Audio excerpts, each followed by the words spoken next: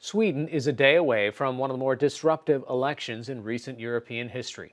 Analysts are predicting a shift to the right, away from the center-left politics that have dominated Swedish thinking and Swedish government for more than half a century. Along with healthcare and education, one of the main issues on hand has also been roiling the rest of the European continent: immigration. NewsHour Weekend Special Correspondent Malcolm Brabant reports from the southern Swedish city of Malmö.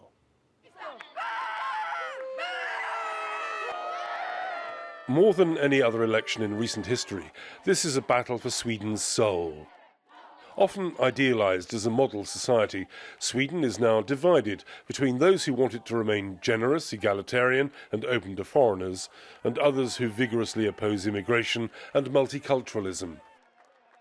Gustav Kasselstrand heads one of the most extreme right-wing parties that advocates mass deportations. We have the Swedes on our side, and with our healthy political ideas, we are starting a new phase, a renaissance in Sweden. For one face in the crowd, this election has become personal.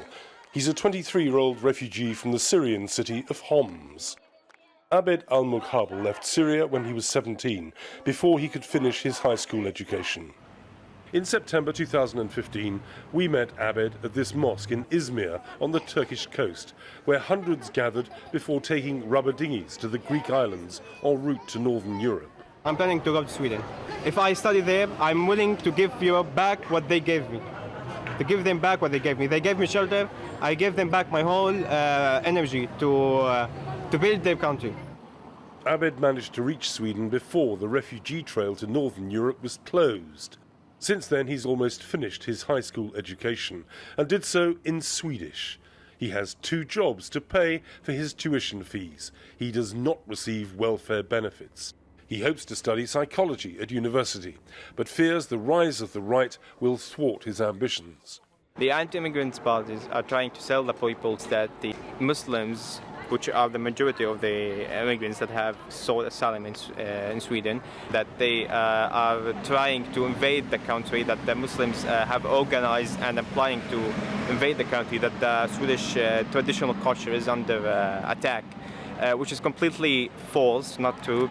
The party Abed was protesting against may only be on the fringes of the campaign, but what's significant is that until recently, supporters of the so-called alt-right were shy about airing their opinions. Now, being anti-immigration is no longer taboo. Oh, it costs a lot because they don't work very much. I mean, they have very low percentage work if you compare to Swedes. The Swedes pay the taxes, and welfare is free for everybody. And now the left who has been screaming here say, no, people is illegal. I mean, what kind of language is that? At the peak of the European crisis, 163,000 refugees and migrants made it to Sweden, encouraged by the government's offer of sanctuary for Syrians. 398, 399, very big family. But it wasn't just Syrians who came.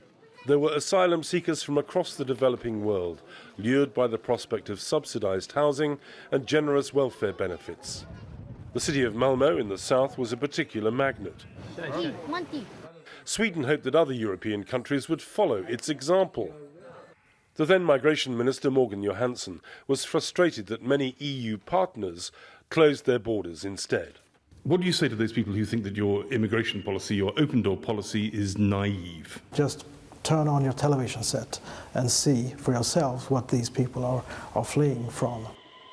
As Sweden found itself overwhelmed by the influx, it sealed its formerly open border with Denmark to the south to try to stem the flow.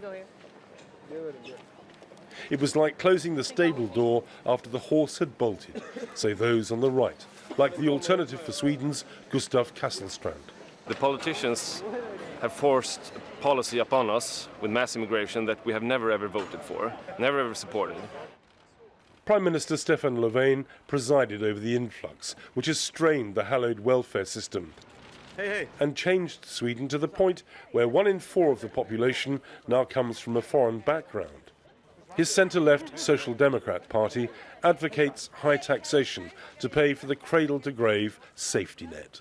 If we can continue 4 more years, at least 4 more years, we will continue to invest in the Swedish welfare system, and that is what people need now. We need to build solidarity and trust between the citizens of Sweden, and that's what we want to do. This is a Social Democrat campaign video. What I would like a society where safety comes before tax relief, so that we can afford to hire more people in our medical care sector. This is actually a referendum about the Swedish welfare system because... But isn't it also a referendum on immigration? No, it's not about crime. It is perhaps telling that the Prime Minister responds to a question about immigration with an answer about crime. On the day he was in Malmö, violence raised its ugly head. Superintendent Glenn Sjögren is based in Rosengård, Malmö's biggest ghetto. We're on our way to a murder scene in a neighbouring ghetto. Hundreds of gang members are fighting for control of the lucrative cannabis and cocaine trade.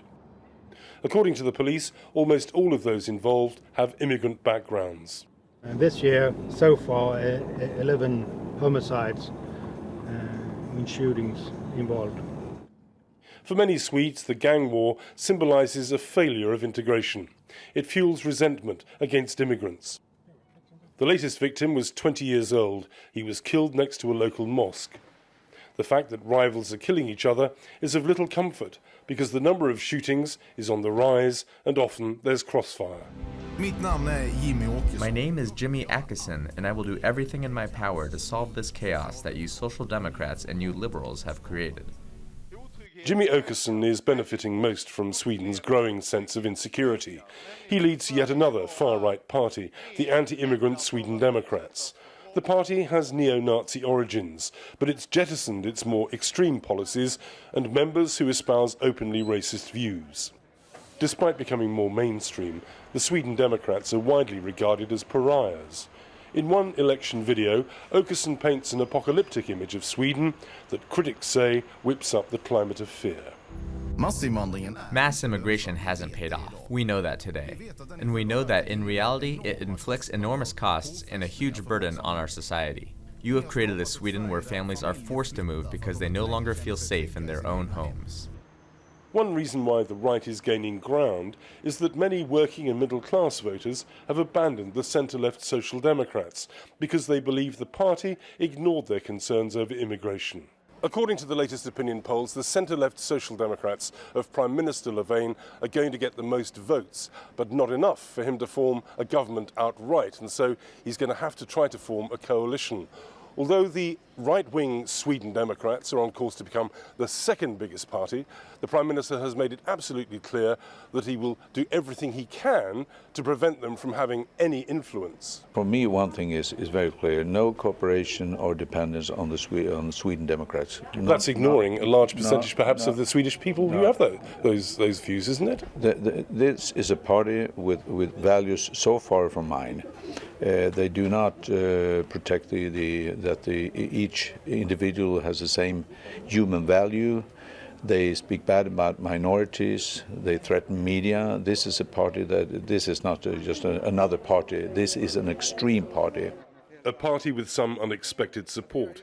Nima Gholam Alipour is a rare creature. He's both a refugee and candidate for the Sweden Democrats. His parents fled from Iran 30 years ago to save his brother from being conscripted as a child soldier. Despite the Prime Minister's stance, Alipour is convinced the voice of his party's supporters will be heard. A lot of political parties said they would never change in the migration issue, and they change overnight. So we will see after the election, they need a government that functions. And if we get a lot of support, they need support in the parliament. So they have to seek our support somehow. If the right wing does as well as expected, this will herald a substantial shift in the foundations of a traditionally social democratic society. It'll provide a warning to the rest of Europe's liberal elite. If it can happen in cosy little Sweden, it can happen to you. Ignore the working class at your peril.